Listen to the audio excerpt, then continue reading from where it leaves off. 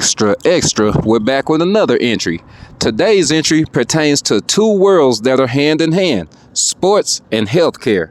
Without further ado, let's get into it. An NFL player has died on the field. His widow watched Damar Hamlin's collapse in horror. 5 decades ago, Detroit Lions wide receiver Chuck Hughes, 28, died of a heart attack when a blood clot dislodged after he was tackled. Sharon Hughes stayed awake as late as she could Monday night, forcing her eyes open. The widow of the only NFL player to die on the field during a game, she needed to know that history was not repeating itself. She needed to hear that Damar Hamlin was still alive. Hamlin, 24, a safety with the Buffalo Bills, was in critical condition after he went into cardiac arrest during Monday night's game against the Cincinnati Bengals. His medical episode stunned fans in the stadium and those watching on television, including Hughes, who saw Hamlin stand up after having taken a hit to the chest, walk a couple of shaky steps, and then collapse on his back. Quote, "I was very emotional," end quote, Hughes, 77, said Tuesday from her Texas home. Hughes said she felt an immediate bond with Hamlin's family watching the events unfold Monday. Hamlin's mother was at the game and reportedly rode in an ambulance with him to the hospital in Cincinnati, which Hughes did 5 decades ago when her husband, Chuck Hughes, was whisked off the field in Detroit. Quote, "Can you imagine how his mother felt?" End quote, Hughes asked in an interview. Quote, "It's a horrifying feeling, and well, I just felt so sorry for the whole family last night." End quote. On October 24th, 1971, Chuck Hughes, 28, a wide receiver for the Detroit Lions, took the place of an injured teammate in the fourth quarter of a game against the Chicago Bears. With the Lions down 28-23, Hughes caught a 32-yard pass, his first catch of the season, and was tackled. Several plays later, with 62 seconds left in the game, he fell face down to the ground, clutching his chest. He has suffered a fatal heart attack. Frantic attempts to revive him, including medical personnel pounding on his chest, were unsuccessful. People in the stadium watched in shocked silence as a stretcher wheeled him away. Quote, "I knew something horrible had happened because when they were rolling Chuck off the field, one of his arms fell down and his hand was flapping around back and forth, and I thought to myself, holy Christ, I think he's dead." End quote. Bears defensive end Ed O'Bradovic told the Detroit Free Press in 2021. As life-saving measures continued in the hospital, the game resumed before a numbed crowd. An undiagnosed condition. An autopsy revealed that Hughes had undiagnosed heart disease and that a blood clot in a clogged artery had dislodged, possibly from a hit he took during the game. The autopsy also showed that it was most likely his second heart attack. The first seemed to have gone unnoticed.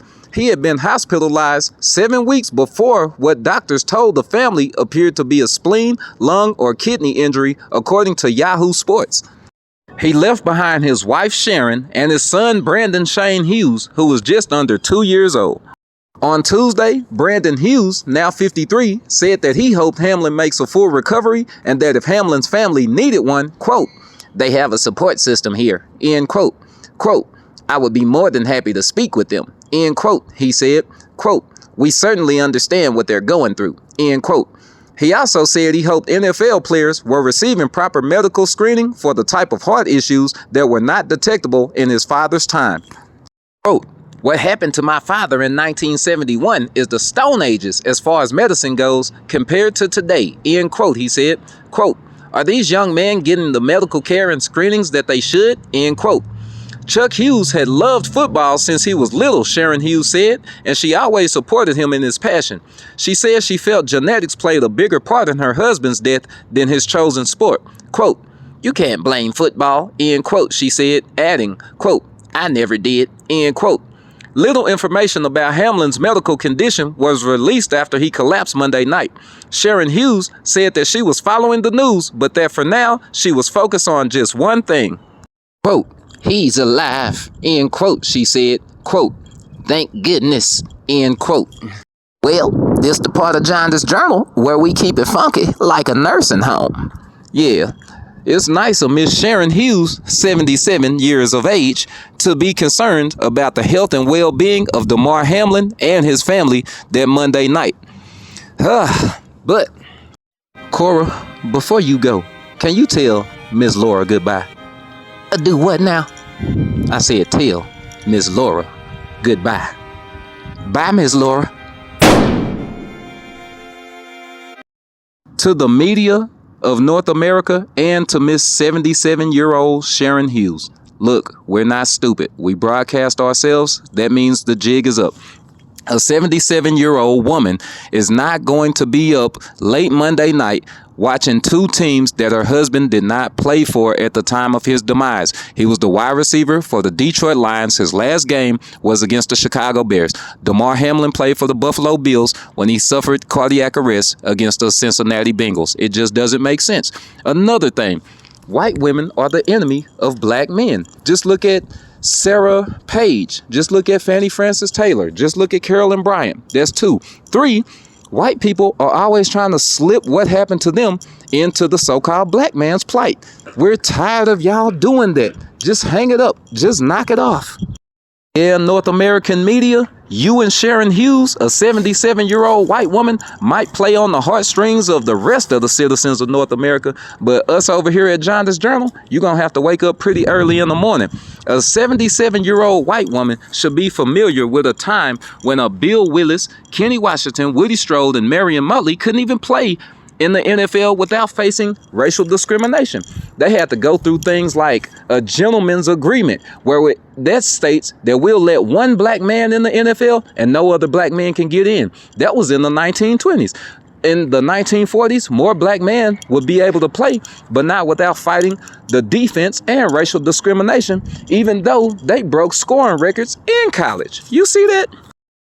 I hope and pray the entries I make at Jaundice Journal prevent you from being docile and they prevent you from being fooled, because the tactics employed by North American media with the likes of a 77-year-old white woman by the name of Sharon Hughes are tantamount to law enforcement of North America shooting and killing unarmed African-American citizens. We say, damn, Black Lives Matter. They say all lives matter or blue lives matter. We say Damar Hamlin, a 24-year-old black athlete, suffered cardiac arrest. They say, well, a 28-year-old white American athlete by the name of Chuck Hughes suffered cardiac arrest and died on the field. Dirty dog world that we live in, ain't it? Anyway, this is the part of the entry where we part ways, but you know what to do. Leave me a comment in the comment section because I value you guys' opinion. If you talk to me, I talk back. Baby, what do y'all think about the North American media using Chuck and Sharon Hughes' plight and their story in the wake of Damar Hamlin's medical condition of cardiac arrest and him collapsing in front of the whole world? Do y'all think the story is too old to mention, or do you think it's right on time? Let me know something. Smash that notification bell to be notified every time we make an entry over here at Jaundice Journal on YouTube. Hit the dislike button if you're in favor of white supremacy drowning out the plights of African American citizens of North America. Hit that like button if you like today's content, commentary, and put some of this ism in the algorithm. Hit the share button so y'all could show others the plight of Chuck Hughes. I don't mind.